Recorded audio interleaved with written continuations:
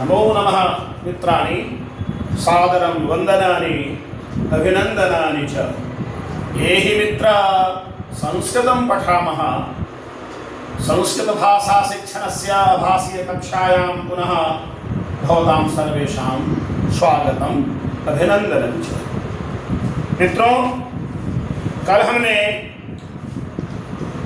जो कारक का पांचवा भेद है अपादान कारक, उसके कुछ सूत्रों के व्याख्या उदाहरण के साथ हमने सीखा था। आज हम कुछ और भी जो सूत्र हैं उसको आरंभ करते हैं। तो आइए हम देखते हैं अपादान कारक और सूत्र है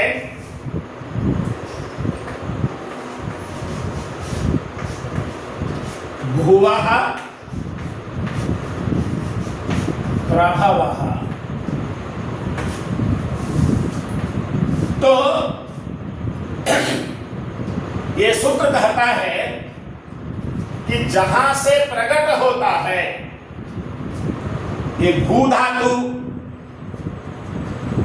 जहां से हो रहा है, जिस स्थान से, भू का अर्थ होता है प्रकट होना, हम सब जानते हैं। तो जहां से प्रकट हो रहा है उसको अपादान संज्ञा होती है, और अपादान संज्ञा होने के कारण वहां पर पंचमी विभक्ति होती है। उदाहरण के द्वारा हम समझेंगे। जैसे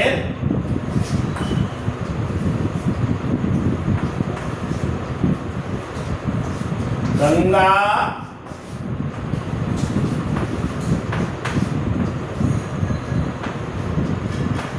हिमालयात्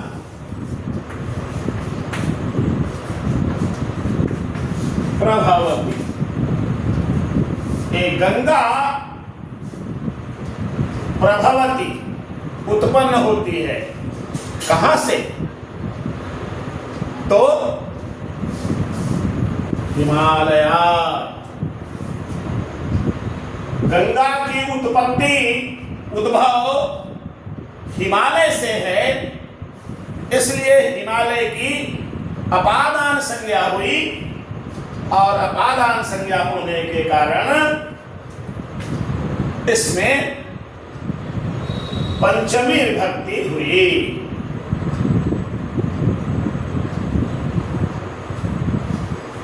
इस हिमालय से और भी नदियां निकलती हैं। यमुना हिमालयात् प्रभवति।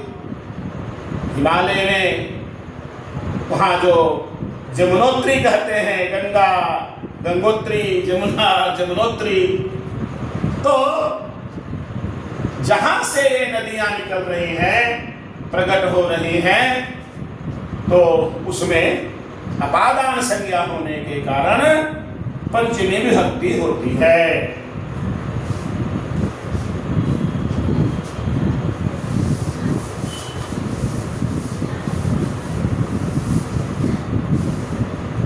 दूसरा है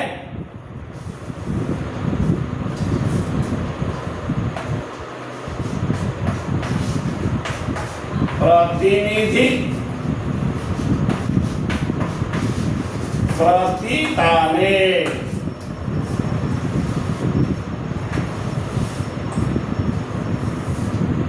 प्रतिनिधि प्रतिदाने यानी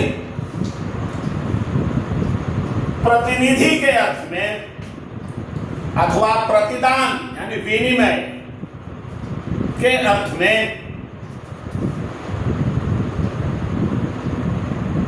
जिसका जो प्रतिनिधि है, तो जिसका प्रतिनिधि है उसमें पंचमी विभक्ति होती है, और जिससे विनिमय किया जाए, प्रतिदान किया जाए, उसमें भी पंचमी विभक्ति होती है। उदाहरण देखेंगे।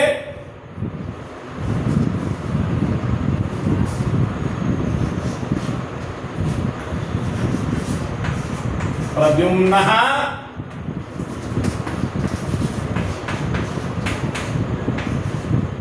कृष्णात् प्रति। अर्थ हुआ कि प्रद्युम्न कृष्ण के प्रतिनिधि हैं।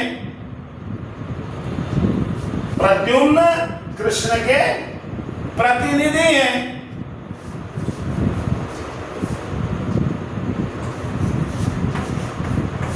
पुत्रः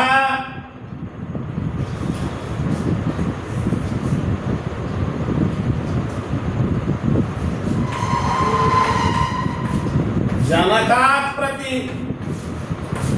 पुत्र पिता का प्रतिनिधि है, यानी पिता के बदले में पुत्र आए हैं। तो ऐसे जहां प्रतिनिधि शब्द का प्रयोग आता है वहां पर अपादान संज्ञा होने के कारण पंचमी विभक्ति होती है। मित्र, एक और भी शब्द है, एक और वाक्य है, उसके लिए भी सूत्र है। और ये थोड़ा कुछ अपवाद भी कहता है।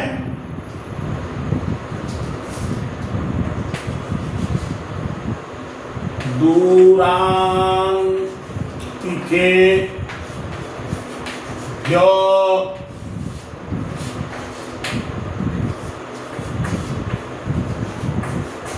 द्वितीया च।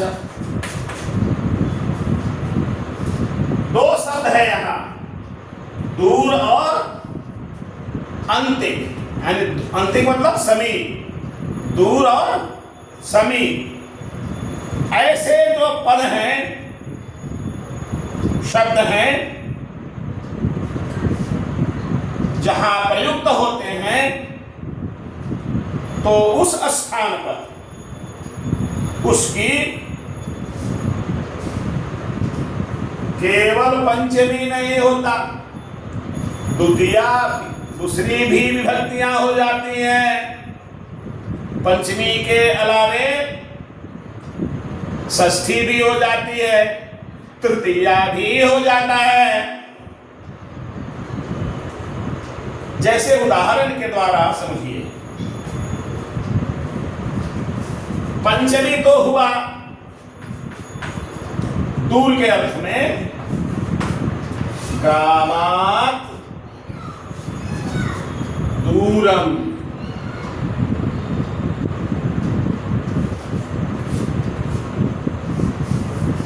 ग्रामात् दूरम अस्ति, गांव से दूर है।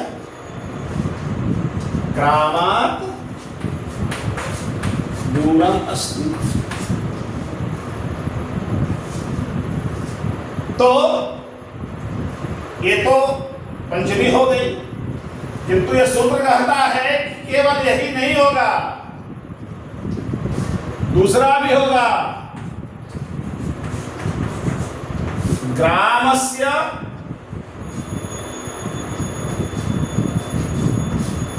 दूरम अस्ति, और एक और कहता है ग्रामेण दूरम अस्ति। ये सभी होंगे, केवल पंचमी ही नहीं होगी। पंचमी तो होती ही है दूर और अंतिक ऐसे शब्दों के योग में, लेकिन केवल पंचमी ही नहीं, षष्ठी और तृतीया भी होगी। ये दूर के अर्थ में हुआ। अब अंतिकम माने समीप, तो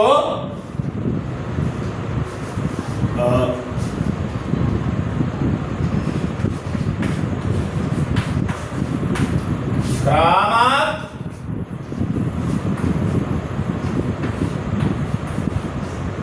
अन्तिकम्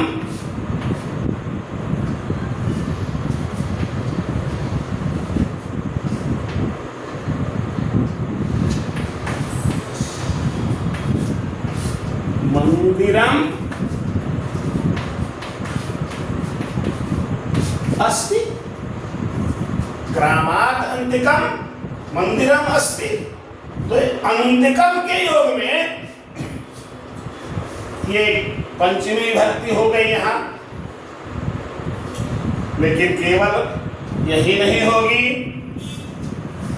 ग्रामस्य अंतिकम मंदिरम अस्ति।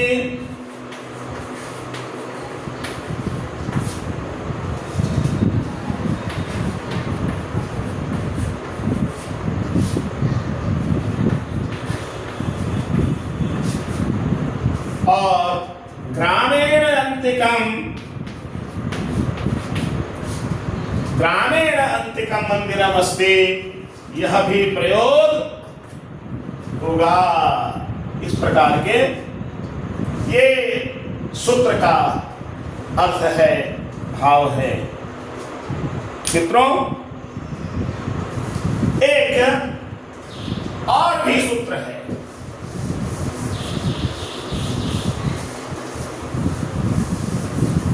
जो कहता है कि इन शब्दों का प्रयोग यदि हुआ है तो वहां पंचमी भक्ति होगी। तो सूत्र है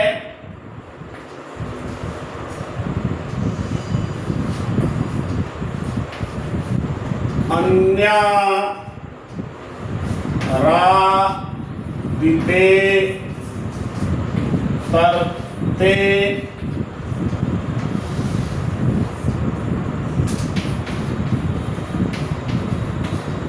दिक् शब्दान चुत्तर पदा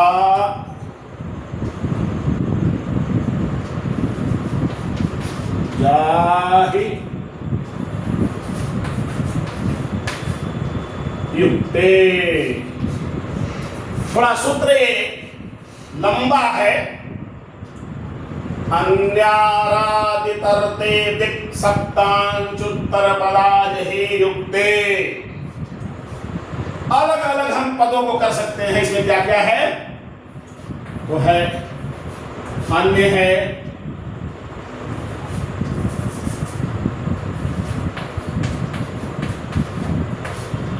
आरात है,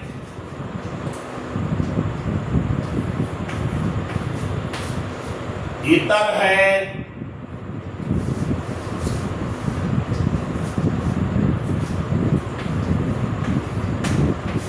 रीते है,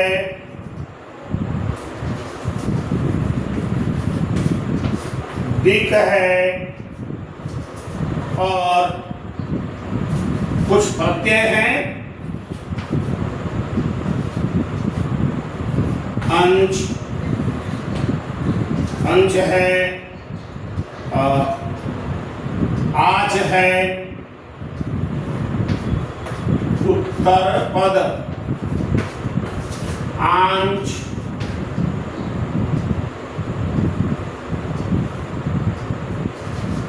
आच और अहि।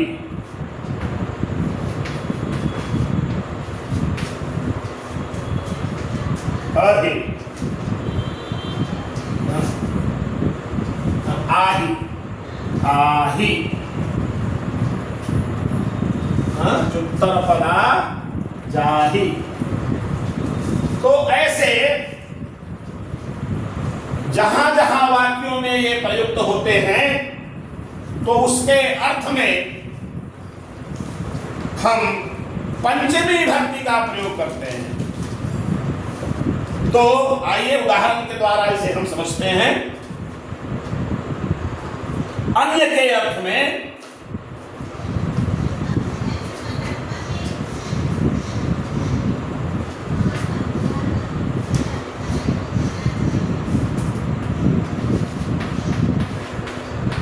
कृष्णात् अन्यम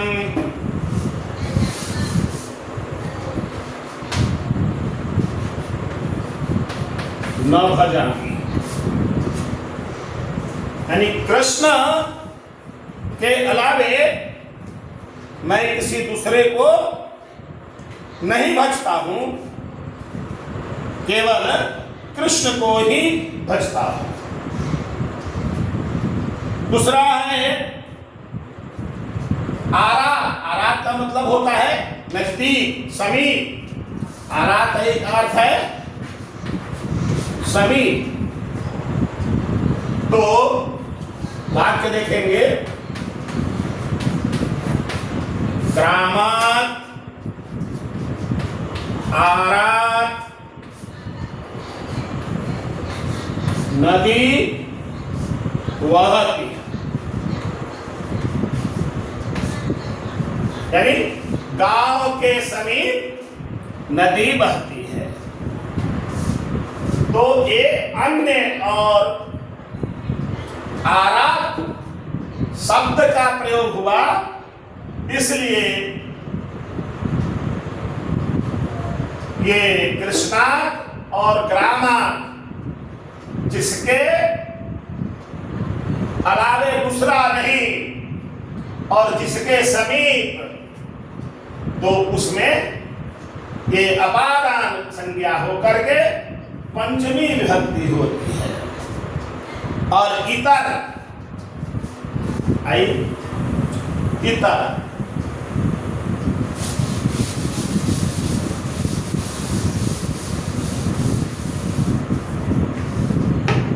यहां भी आप प्रयोग कर सकते हैं, माने भिन्न।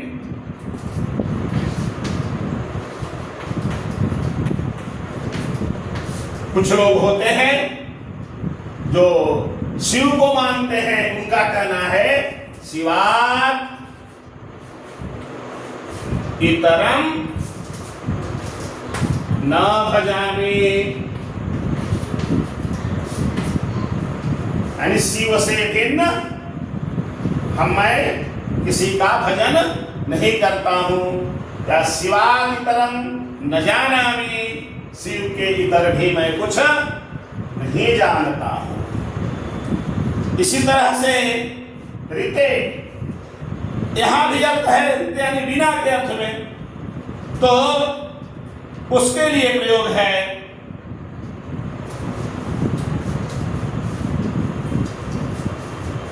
राधा कहती है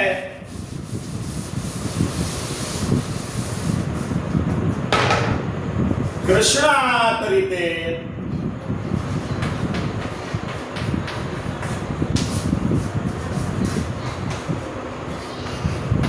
ऋते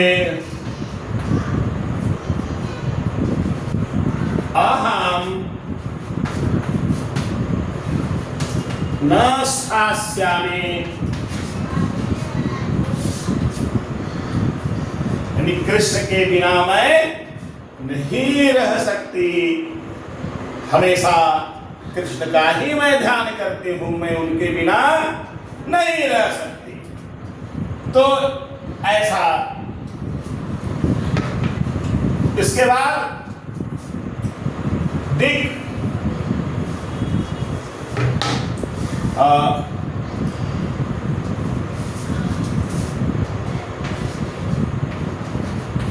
विद्यालयात्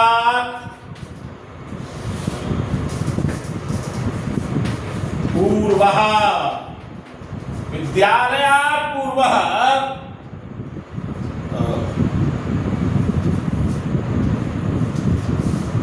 नदी अस्ति।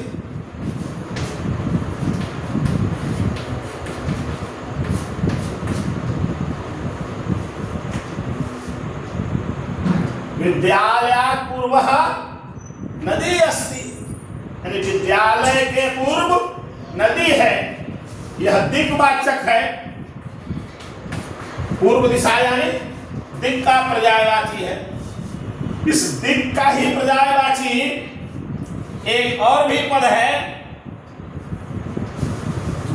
जिसको हम आही कहते हैं। अभी प्रयोग हुआ था यहां आही,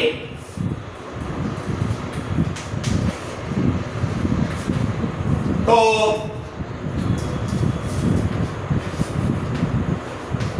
विद्यालयात्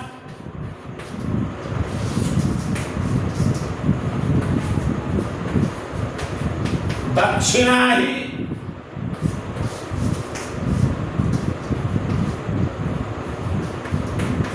वृक्षाः सन्ति। यानी विद्यालय के दक्षिण दिशा में वृक्ष हैं। आही का अर्थ है यहां वो दिशा से ही उसका अभिप्राय है। विद्यालया दक्षिणाहि वृक्षाः सन्ति। तो इस प्रकार के जहां पद का प्रयोग हुआ, जिन शब्दों का प्रयोग हुआ, तो उन स्थानों पर पंचमी विभक्ति होगी। ये कुछ सूत्र हम सबने जानने का प्रयास किया है, सीखा है। आगे कारण का जो भेद बच रहा है उसे हम अगले पाठ में जानने का प्रयास करेंगे। आज के लिए इतना ही, फिर मिलते हैं अगले कारण के साथ। तब तक के लिए नमो नमः, पुनर्मिलामः।